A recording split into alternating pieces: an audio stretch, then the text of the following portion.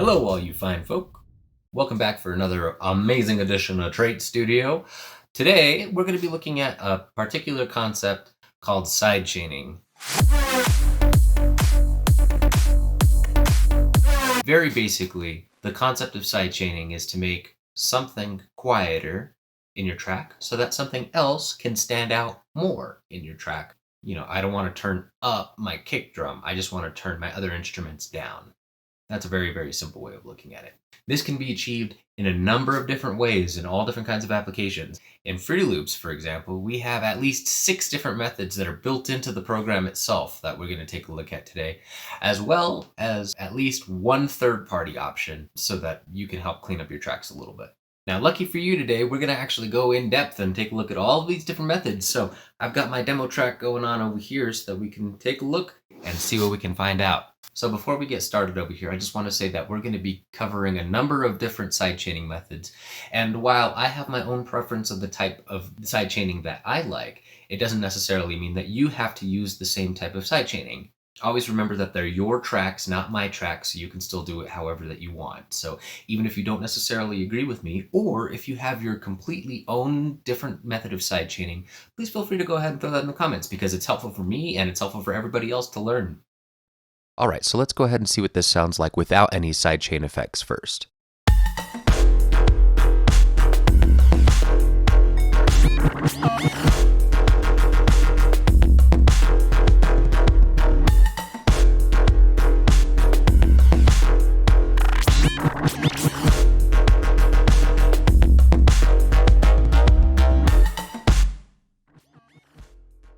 So a big problem with this is if you look in my master channel, you'll see that I'm starting to redline because of all of these instruments stacked on top of each other. That's what we want to try to avoid. So our first method is going to be volume automation. Now this is the least effective and my least favorite version of doing sidechaining effects, but this is how you would do it. So in your mixer, all of the instruments in my track except for the drums are going to this one submix channel. So I have no choice but to automate the volume fader on the mixer. If not with this one, then I would do the volume on each individual instrument, but that'll start filling up my space really quickly. So this is a 4 on the floor beat, which means that there's a drum pattern every 4 sections on your channel mixer. So I'm just going to make this 1 beat or a quarter note long.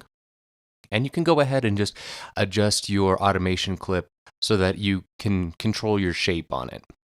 This is one nice part that you can actually go ahead and make a custom shape for your sidechain automation so that it follows a specific pattern. So you see that the volume fader is bouncing up and down. That matches the pattern that I have with my automation clip here. And with more space, it gives more time for your main instruments to come back.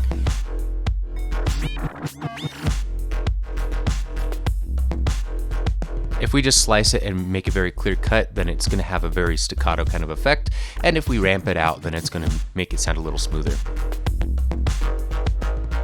In this case, I'm going to put it on the 16th note to make it a nice, crisp sidechain.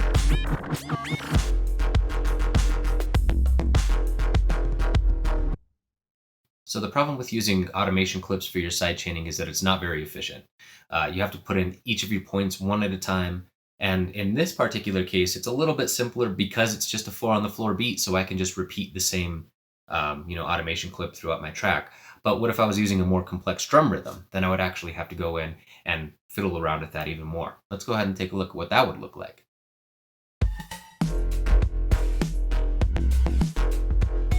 So we still have our automation going on, but our automation is only going up and down every quarter note. Whereas our drum pattern is much more complex than that.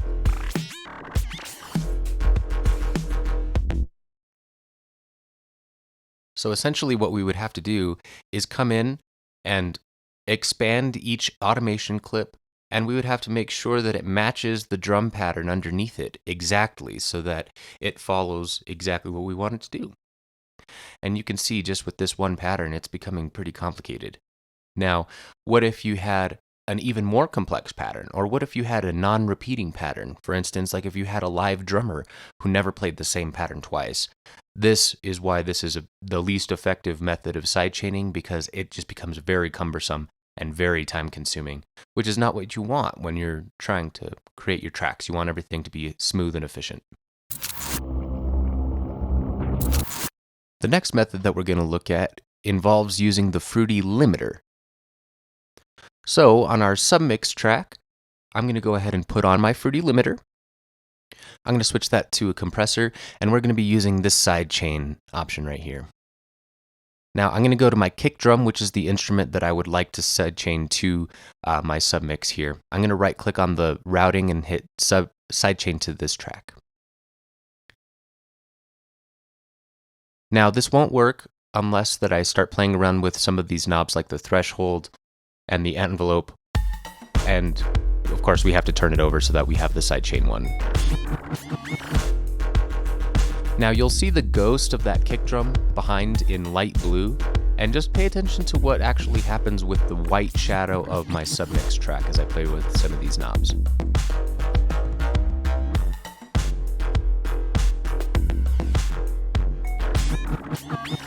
Right now it's starting to squash out some of the information, but there's not enough power in it. So when I start decreasing the release, then it starts having a little bit more effect.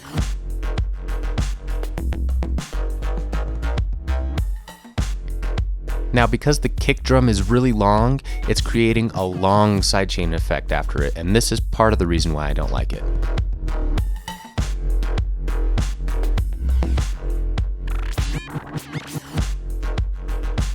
Now also because my kick drum is not just a smooth sample, it has little spikes. If I have the release too low in the limiter, then it doesn't sound very good, which is another reason why I'm not that fond of using this method.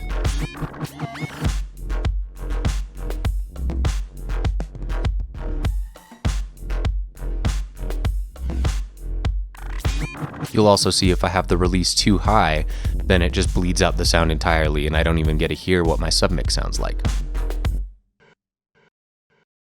Now remember, even though I don't like to use the Fruity limiter for sidechaining, it doesn't mean that you can't. I've actually seen many different producers that have used the Fruity limiter and been very successful with it. I just don't necessarily like it for my own methods, but you feel free to use it if it works best for you. All right, next we're going to go ahead and do the Fruity Peak Controller, which basically is a plugin that allows the volume of one instrument to affect the other. So on my kick drum, that's the one that I want to affect the volume of my submix. I'm going to go ahead and drop a Fruity Peak Controller on that guy. And on my submix, I'm going to go ahead and put on first a Fruity compressor. Now you can have this affect a number of different plugins, but in this case, we're going to go ahead and just start with the compressor. Just to show one method of using this guy. So when we're playing the song, you'll see that every time that the kick drum is hitting, the volume, matrix that we're looking at goes up. And if I turn the volume up, we're going to get more effect on whatever knob that we hook this up to. With our decay, if we pull the knob down, it will make the decay longer. If we pull the decay up, it will make the decay shorter. And the tension is a little hard to see in this one, but basically it's affecting the curve of how this one looks. We'll get into that one again a little later. In this particular case, I want a pretty short decay for that kick drum, and then I'm going to affect the threshold of my Fruity compressor knob. So I'm going to go to Link to Compressor, and I'm going to find my kick drum, and then I'm going to go ahead and select the peak and LFO. Now we have to make sure that this one flips to inverted, meaning that it goes from 100% and it approaches 0 as the volume of the kick drum goes up. You'll see how that one is starting to turn down whenever the kick drum hits. And then we turn up our ratio to make sure that it's crushing it down in such a way that, the submix doesn't really come up. The attack and the release I usually turn down. And you can play around with different compression options over here, like the hard, medium, soft. I usually just keep it on hard myself.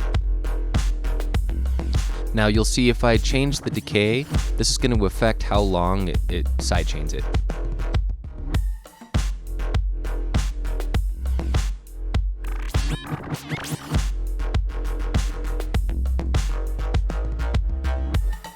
Usually I want something just about there, like enough to get out of the way of the kick drum, but not necessarily enough to start cutting out the sounds of the synthesizer. But that just depends on the context of the track itself too.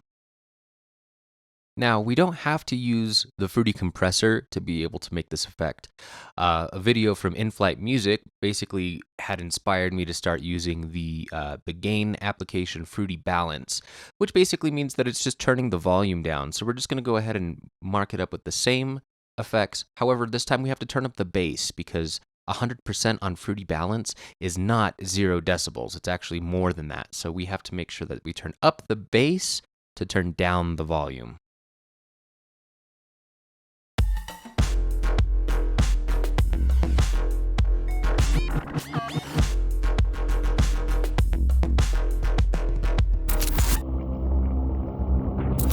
Now, the same thing with using the kick drum and the Fruity limiter. Sometimes the kick sample can make it just a little bit messy. So I actually like to use a click sample.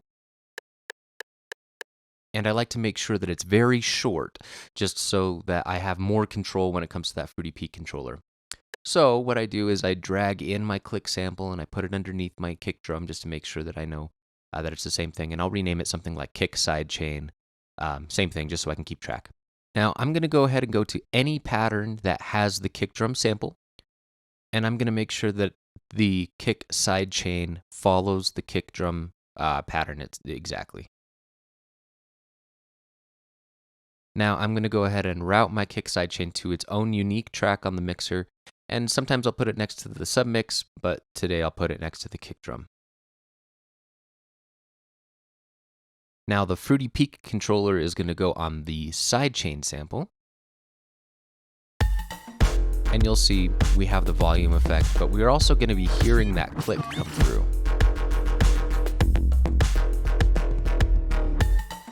You'll see that the waveform is actually going up. So on the Fruity Peak controller, we can hit this mute button, and that will still allow the effect of the click sample, but you won't be able to hear it. Now, if I turn my decay all the way up, you'll see it's really, really super short, and I can extend it as much as I want to. Now, if we use the tension knob, you can see that it's actually curling that curve a little bit more, so it's actually affecting it a little bit differently as well. So the same thing, I'll just go ahead and hook it up to my Fruity Balance right now, and the same thing, I'll just flip that guy around using the kick sidechain and use inverted. So right now you see that the bass, it's going in redlining, so I turn that up so that the volume knob goes back down to the 0 decibel level.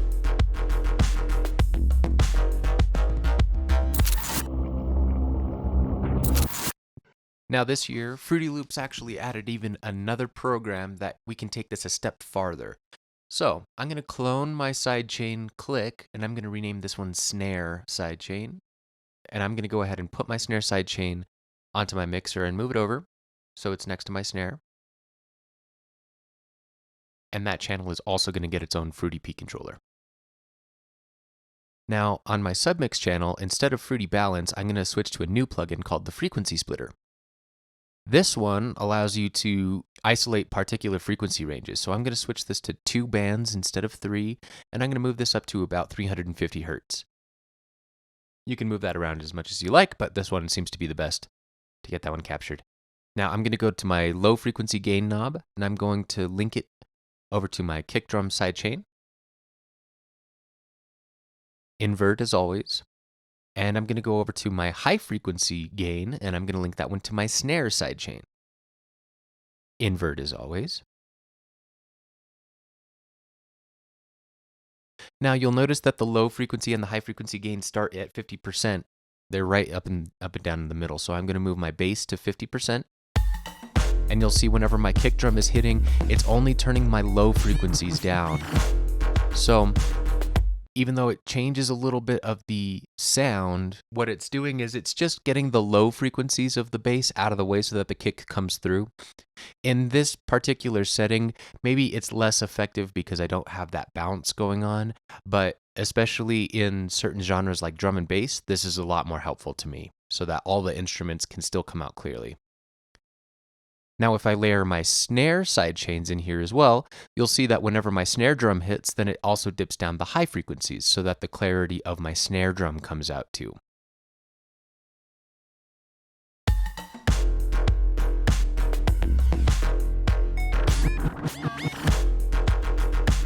I said before, depending on the genre that I'm writing, this actually might help get me a little bit more clarity in my track without having to completely turn down my submix.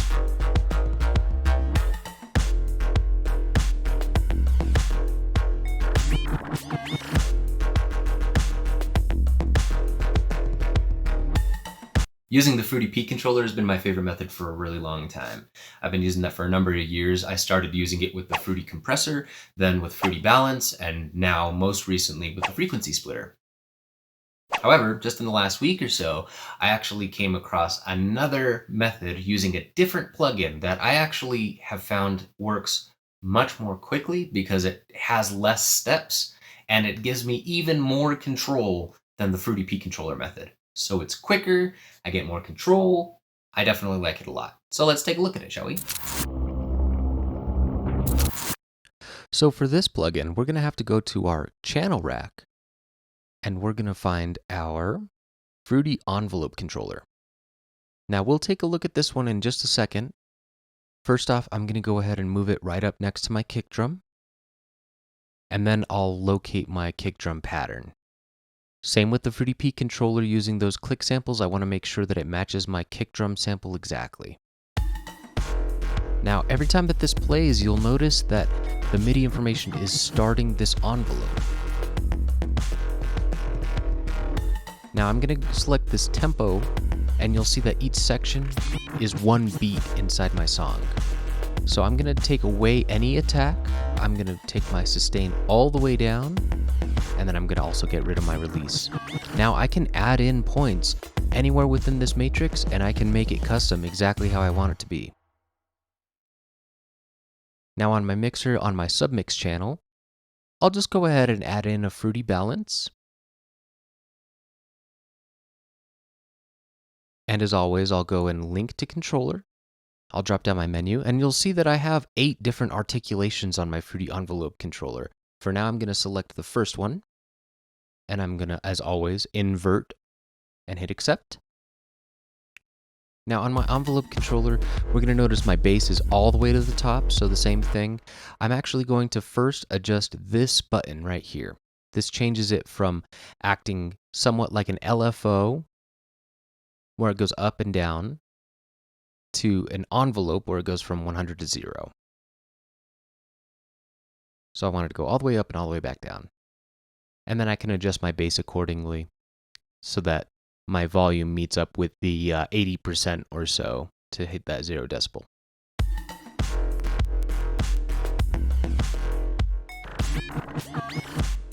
Now, if I make really long adjustments, you'll notice a lot of different changes going on with the sound itself.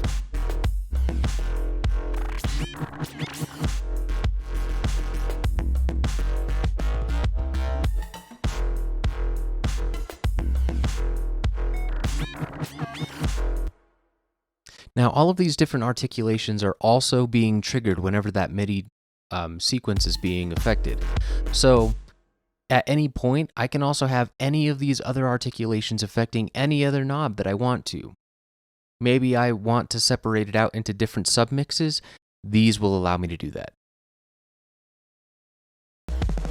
Now, if I want to get creative with my shapes, this is absolutely the best tool to use. I can keep adding points and I can keep adjusting these curves so that it actually fits exactly how I want it to.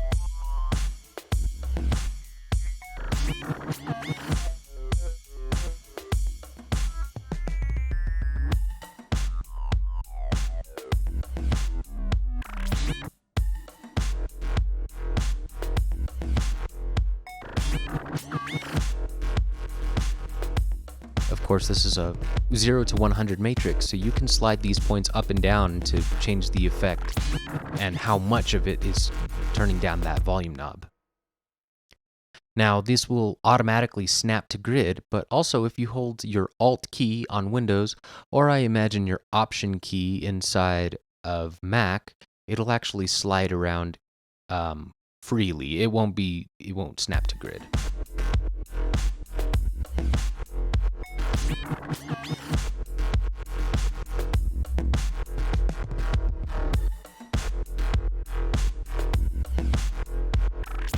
A little bit older synth called Massive from Native Instruments used a tool called a performer, which this kind of reminds me of. It lets me kind of modulate specifically what I want to. This could actually be really useful, especially if you were trying to do a MIDI triggered LFO to the filter cutoff of an instrument. What if I wanted to add a vocal inside my track as well? Now, this is one of the most crucial methods of sidechaining that I've picked up over the years.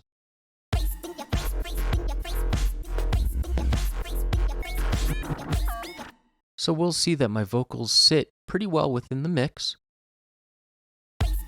but unfortunately they're going to end up fighting with my submix track because they occupy the same frequency ranges. So to combat this, we're not going to use the Fruity envelope controller. We're actually going to use the audio signal from that vocal channel to affect the submix. Now, this is separate from the sidechaining that I set up with the kick drum. So first, on my submix track, I'm going to go ahead and add in a Fruity Parametric EQ2, and I'm going to add another one onto my vocal track. These are just to spot out the frequency that's being hit. So I just look for the middle region. So right here, it's about 2600 hertz. Now I'm going to go back to the Fruity Parametric EQ2 on my submix, and I'm going to move that same node to the same frequency range because this is the one that I want to go down whenever those vocals are coming out. Now I'll add on a Fruity Peak controller on my vocal track. I'm going to move the bass up to 50% because the knob that I'm using is starting at 50. I need to mess with the volume knob to make sure that it touches the top, but it doesn't need to be overblown, and I'm going to turn my decay all the way up. Sometimes I'll also mess with my tension knob just to be able to kind of fine tune it a little more, so I'll just tweak it a little bit.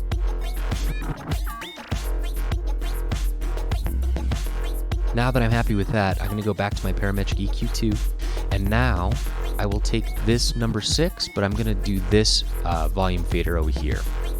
I'll create automation, or link to controller. I'll go down over to the appropriate peak controller. I'll invert it, and then we'll see whenever that vocal plays, then that fader is going to go down. So that helps give a little bit of room in the frequency range for that vocal to stand out a little more. Sometimes it can sound a little muddy, so I like to play around with my bandwidth of that particular node. Sometimes I'll go ahead and slide around on the different frequency ranges just to make sure that I get to where exactly it starts leaving space for the vocals without interfering with the sound of the instrument.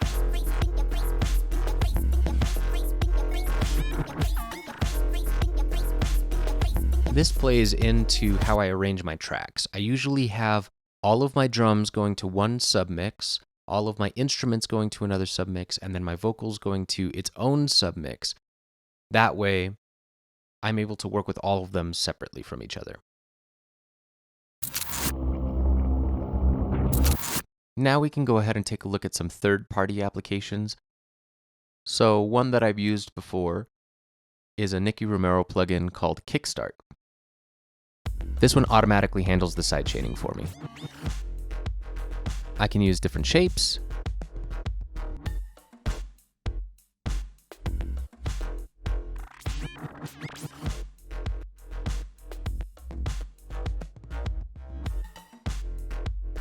And I can change the mix level, like how much is it getting sidechained. If I solo it, it becomes a little bit more clear.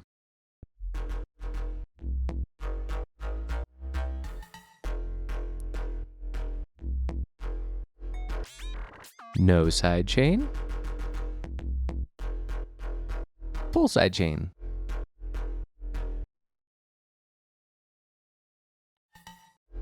This one you can also change the speed of that sidechaining.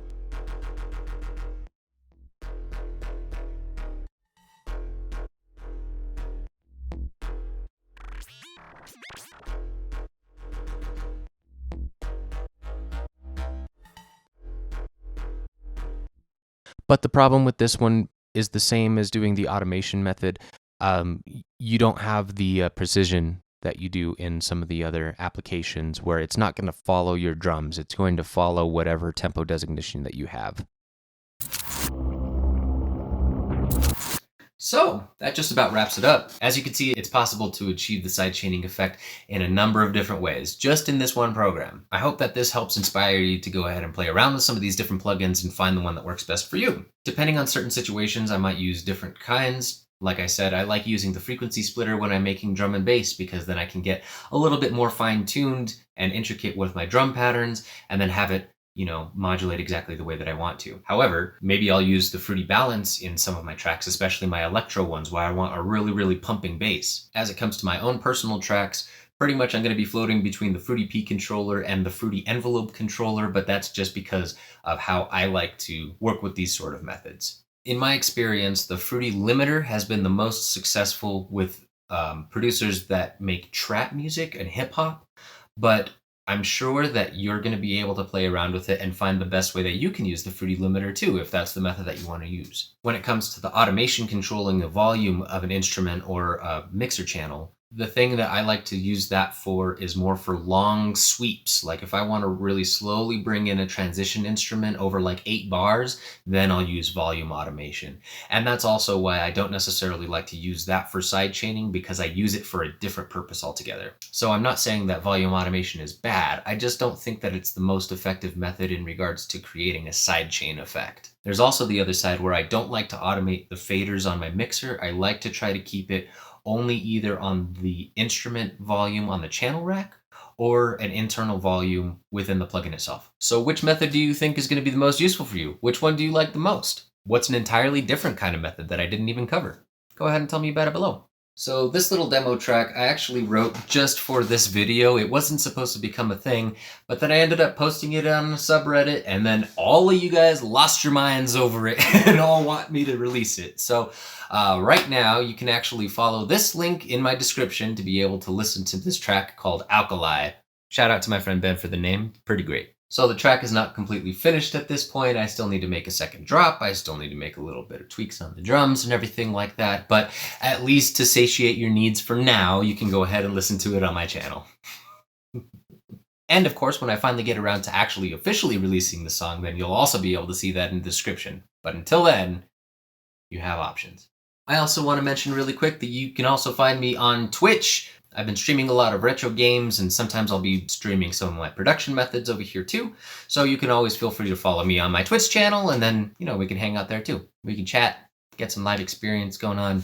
Yeah. As always, thank you so much for coming and visiting me on my channel. Thank you to all of these lovely people who just subscribed. And also thank you to all of these people from Reddit who helped motivate me to finish this video a little bit more quickly than I normally would have. That's all I have for you today. So until next time, be kind to each other. Be safe. I'll see you next time. Peace. There's a bunch of different ways to be able to achieve sidechain. Using the fruit.